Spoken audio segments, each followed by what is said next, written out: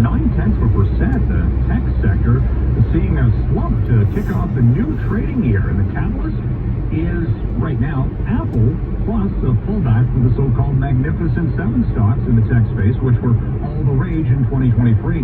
Apple's been slapped with a downgrade by Barclays brokerage, worried about sales of the iPhone and other Apple devices. Plus, you had that two-day sales halt for the Apple Watch in the U.S. over the Christmas holidays for the patent infringement lawsuit. Apple has a price target of $160 from Barclays. Now, again, they're one of the more bearish companies on Apple's outlook. Others see it going up to a valuation of $4 trillion this year, including, that would be from Wedbush Securities. But the downdraft on Apple right now has it down 1.75%, and it's such a dominant player on all the main benchmarks. Again, the Dow Futures Index is down 170 points. Other movers right now, Tesla, which more than doubled last year in value, down 1%. Nvidia, which went up 250% last year, down 1.25% early on this morning. Amazon's down 0.7%. Let's move it up. ExxonMobil, energy heavyweight, up 1%. As the price for oil is up $1.52 at 73.17. The concern about shipping activity in the Red Sea and a supply disruption leading to some underpinning strength for oil. Gold is up $7 at $2,078. Bitcoin up $1,800 at $45,400, testing a two-year high. And the Canadian dollar down 0.1%, 75.37. Exchange at $1.32.5. At the City News Business Center, I'm Mike Upple.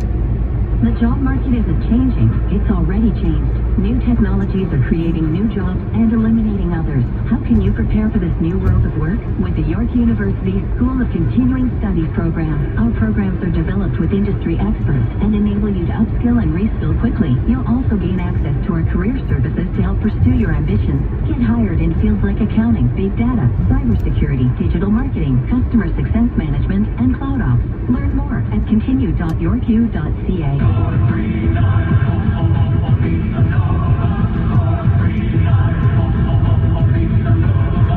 If you want plant-based chicken bites that don't compromise on taste, try our Plant Delaney, made simply with plants and nutritious ingredients.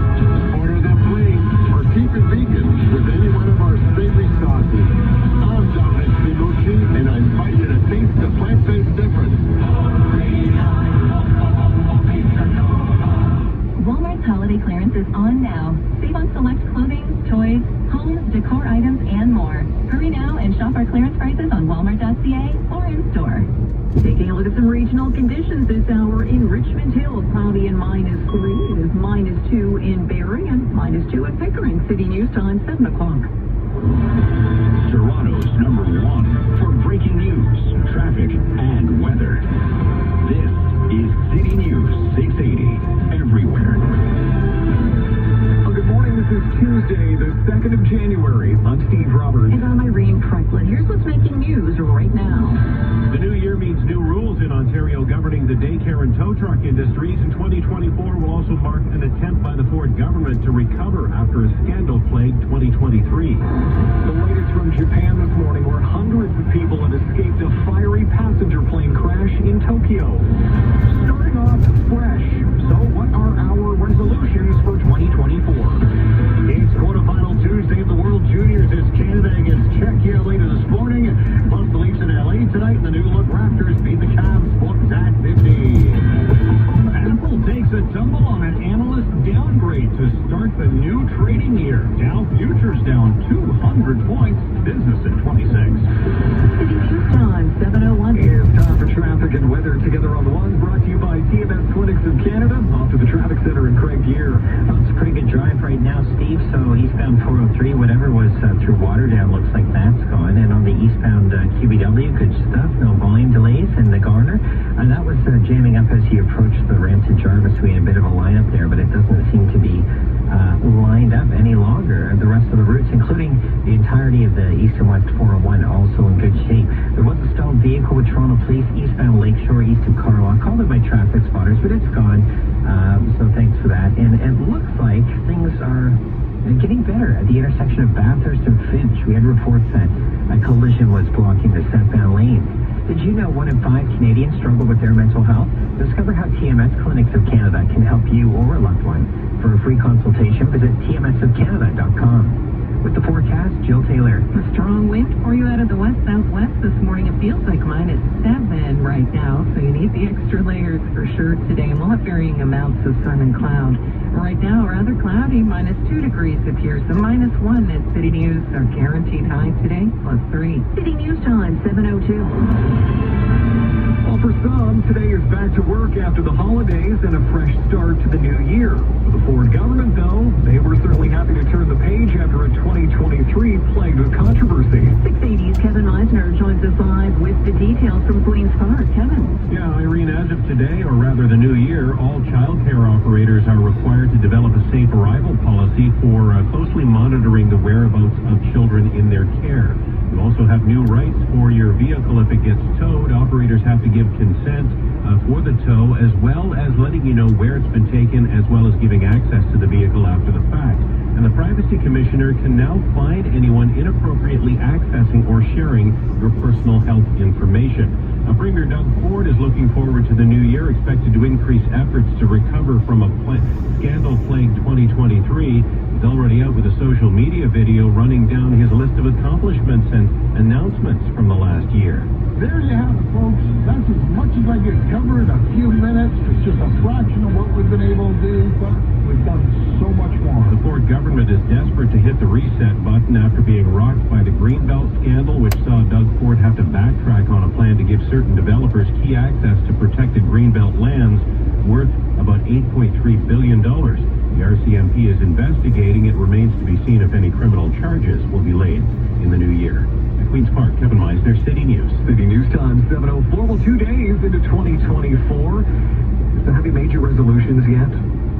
Jeff Roman has been going around the newsroom to find out what our goals are for the next, 365 days, Romo. Yeah, Steve, people at the gym are so annoyed today with everyone showing up for their new workout plan. So who else has made that their priority 2 days into the new year? I've got 2 main resolutions this year: lose some weight and watch more films. I've already got the gym membership. Now I just got to get to the gym. Yeah, James Mackin is that guy, but there are other goals to be had. Simon Bennett. My New Year's resolution is to eat better, which means no more Timbits runs for the newsroom. Sorry, folks. I mean, I would say both working out and eating better for me, but I know that's going out the window as soon as I drive by McDonald's on my way home. Who else can we ask?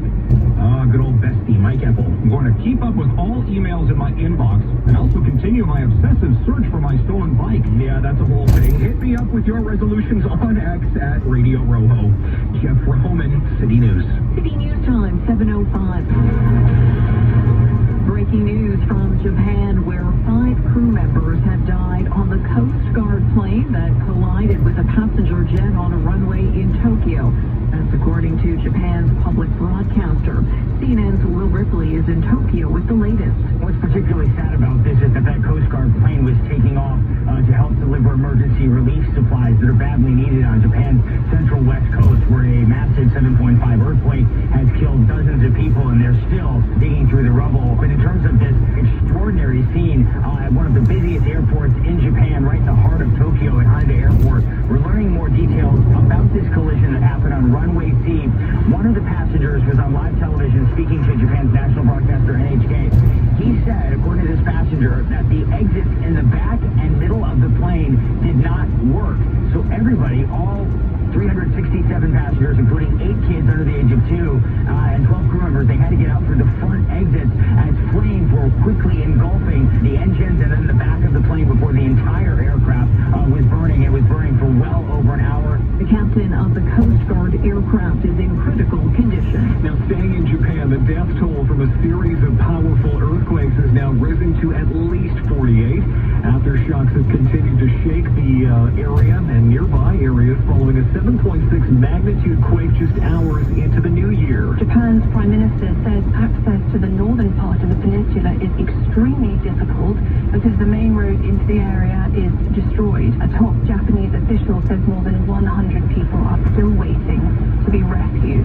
The U.S. Geological Survey has recorded more than 35 aftershocks and warned that they could continue potentially for days or even months. Public broadcaster NHK reports More than 100 homes and shops have burned down after a large fire broke out in the city of Waima. Tens of thousands of people are still without power, while thousands are sheltering in evacuation centers. Now, the tsunami advisories in the country were up for a number of hours, but they have now since been lifted. Back here at home, Toronto police say 2 people were seriously hurt and taken to hospital after a stabbing in East York. It happened in the O'Connor and St. Clair area last night. Police say one of the injured is the suspect. It's unclear if the victim and the suspect knew each other.